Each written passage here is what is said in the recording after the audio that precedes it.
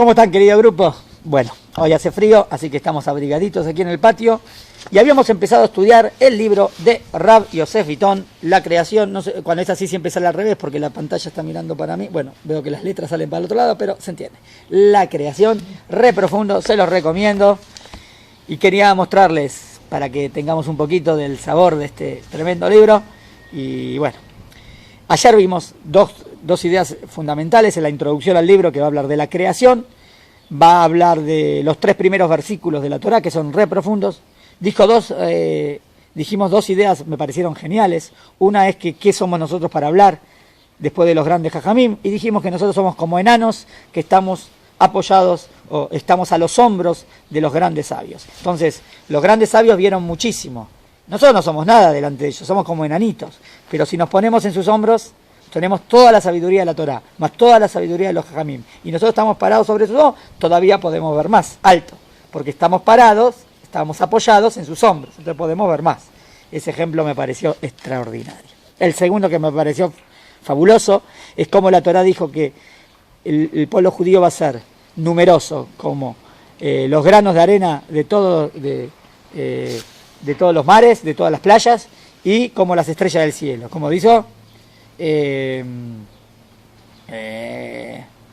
los granos de arena de todas las playas y como las estrellas del cielo. Dijimos, pero estrellas del cielo vemos 1000 nada más. Máximo con los ojos vemos 1000 estrellas. En un grupito, así, en un puñado de granito de arena tengo 1.000.000 de granito de arena. ¿Y cuántos granitos de arena hay en todo el mundo? Billones y billones. Entonces, la comparación no es exacta. Dijimos que hoy en día se calcula que en todas las galaxias existen tantas estrellas como granitos de arena. Eso solamente, ¿quién lo podría haber dicho? Alguien que sabe todo, Dios. Y Dios lo dijo en la Torá hace miles de años. Bueno, seguimos. De la misma manera, muchas perlas de sabiduría de la Torá permanecieron latentes durante siglos, encapsuladas en palabras y frases tan avanzadas que solo ahora, en estos días privilegiados, podemos comenzar a entender. O sea, que la Torá es tan profunda y dijo tantas cosas. Obvio que siempre en cada generación se podía entender en su nivel lo que quiso decir ese versículo, pero cada vez, y más cuando hablamos con respecto a la creación del mundo, cada vez con las herramientas que tenemos hoy en día podemos profundizar todavía mucho más y entender mucho más lo que la Torá quiso decir. A medida que aumenta el entendimiento de la realidad física a nuestro alrededor, así también crece el conocimiento de la Torá. Paralelo, en especial en el ámbito de la creación, en el tema de la creación, porque es el tema que la Torá como que entraría con el tema de el universo, la física, porque está hablando de la creación, las leyes naturales. El rabino Eliyahu Ben Amosek, del año 1822 a 1900, hicimos varias clases sobre su biografía alguna vez, explicó que los nuevos descubrimientos de Descartes y Newton en la física y en la óptica sobre, por ejemplo, la naturaleza de la luz, le permitieron llegar a una mejor comprensión del concepto de la luz en el texto bíblico. O sea, ¿entienden lo que dice el Rab? Dice, gracias a lo que dijeron Descartes y Newton en estos conceptos, eso me hizo entender mucho más lo que dice el pasuk de la Torá, cuando habla de la creación de la luz. A medida que se incrementa cito lo que dijo el Rab, a medida que se incrementa nuestro conocimiento, así también aumenta la elucidación y la solidez de las enseñanzas divinas de la Torá, porque eso me ayuda mucho más a entender lo que el pasuk dijo. En la actualidad tenemos la fortuna de contar con importantes ideas científicas, tales como el rechazo a la eternidad del universo. Recién estábamos estudiando lo que decía Rambam, está bien, en su libro de filosofía, y ahora podemos agregar lo que dice aquí. Hoy en día, gracias a la ciencia, el rechazo a la eternidad del mundo, porque esas eran las dos versiones, o el mundo es eterno o el mundo es creado. Obvio que la Torá dijo que el mundo es creado, y gracias a grandes ideas científicas, la idea de mundo eterno ya quedó rechazada, tales como el rechazo a la eternidad del mundo, o sea, a favor de la Torá, el nuevo entendimiento de la ubicación privilegiada de nuestro planeta respecto al Sol, nos puede entender exactamente por qué, qué privilegio que estamos, la distancia exacta que estamos del Sol, y eso cómo va a ayudar a entender cómo podemos existir, y lo que la Torá dice sobre el ser humano.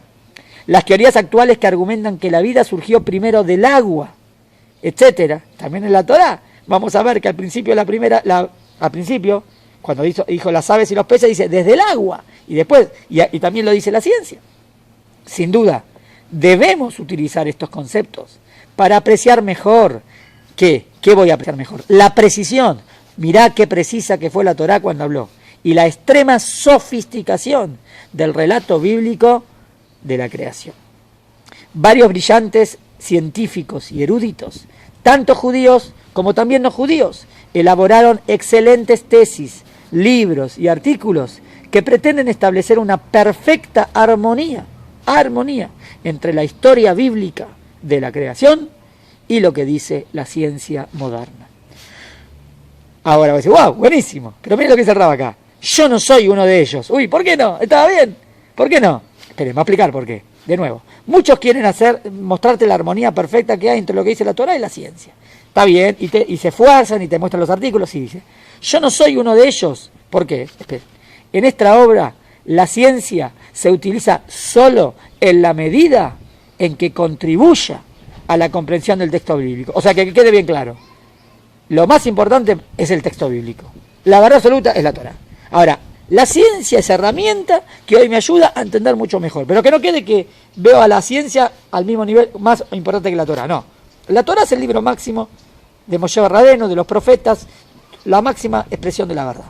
Y bueno, ahora, de nuevo, yo no soy uno de ellos. En esta obra la ciencia se utiliza solo en la medida que contribuya a la comprensión del texto bíblico, que la verdad es el principal objetivo de este libro. O sea, el objetivo principal de este libro no es un libro, voy a hablar de ciencia. Ay, qué lindo lo que dijo la Torá también. No.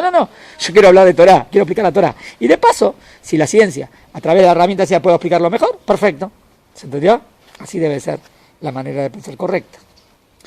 No obstante, aunque mi propósito no consiste necesariamente en demostrar la consonancia entre la ciencia y la historia de la creación, obvio que este libro nos va a ayudar a entender que lo que hoy conocemos acerca de nuestro universo físico, la verdad, lo que hoy conocemos es sorprendentemente compatible, perfectamente, con la narración de la creación en la Torá.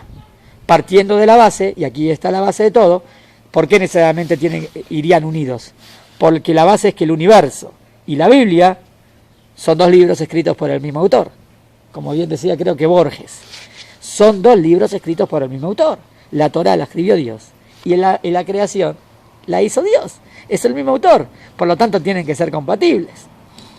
Tal vez no los podamos considerar compatibles sin antes descifrar todo el significado o la realidad definitiva de cada uno. Es verdad, a veces no los ves compatibles porque todavía no viste todo lo preciso y lo perfecto y como lo que la Torá quiso decir, o a veces no entendiste bien lo que dice la ciencia, y por eso no ves la compatibilidad.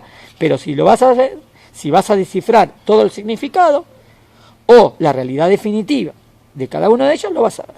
Por lo tanto, la falta de armonía entre estas dos obras se deberá atribuir a las carencias del lector. O sea, si yo no veo, ¿está bien? Si no veo la armonía que hay, la carencia, obvio que no es en la Torá, pero la Torá es perfecta. La carencia es en el lector. En el lector que no estoy entendiendo bien la Torá. O tampoco, a veces, en la ciencia también va a ser una herramienta, pero a veces no estoy entendiendo bien lo que dice la ciencia. Entonces, va a ser, de nuevo, la falta de armonía, si hay entre estas dos obras, se debe atribuir a las carencias del lector o de los tiempos, ¿está bien? También cuando estudiamos o cuánto vamos sabiendo cada vez más ciencia, y no de los libros o de su autor. No hay una carencia en el libro, en la Torá, y tampoco en su autor, que es el Akadosh Baruj Hu, y tampoco en la creación, porque la creación también es de Hashem. O sea, hay una armonía. A diferencia de otras obras sobre ciencia y sobre religión, que presentan homilías o también interpretaciones bíblicas, las contribuciones de este libro derivan, en su mayor parte, del campo de la semántica hebrea. O sea, hay muchos libros que hablan de ciencia y Torá y son muy interesantes y dan mucho. Ahora, ¿cuál es el punto fuerte de este libro? Es lo que Rabitón quiere decir. Tiene que ver más con el campo de la semántica hebrea, en entender bien las palabras. Porque si entendés bien lo que quiere decir la palabra, ahí tenés media respuesta, digamos, en palabras mías. ¿Está bien? O sea, El problema está cuando no entiendo lo que significa la palabra, o que entiendo que esa palabra significa esto como en hebreo moderno, pero tengo que entender lo que significa la palabra en el hebreo antiguo o cuando fue escrita esa palabra. Y el campo semántico de la palabra, porque todo lo que abarca la palabra. Por eso aquí va a ser el gran aporte de este libro. En el campo de la semántica hebrea. Tal como el lector pronto descubrirá, para entender estos 3 versículos, es obligatorio primero repasar el significado del texto bíblico. Y sí, lo repaso y lo leo, sí, pero sin confiar ciegamente en las traducciones. ¿Cómo? Pero yo agarro la traducción y leo. Sí, pero no puedo confiar ciegamente porque a lo mejor la traducción está mal. Obvio que lo tengo que leer de su original hebreo y entender su original hebreo. No confiar ciegamente en las traducciones convencionales de las escrituras, porque el Rab va a demostrar que hay un montón de errores en las traducciones.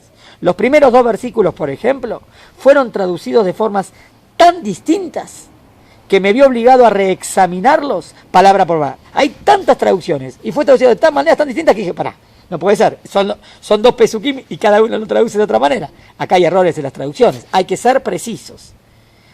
Examinarlos palabra por palabra y hacer una distinción entre aquellas traducciones que han sido influenciadas, ¿está bien?, por conceptos no judíos. Y eso es otro error que hay. A veces la traducción está influenciada por un concepto no judío y entonces está diciendo algo que no tiene nada que ver. Que de alguna forma se fueron filtrando en algunas traducciones y comentarios.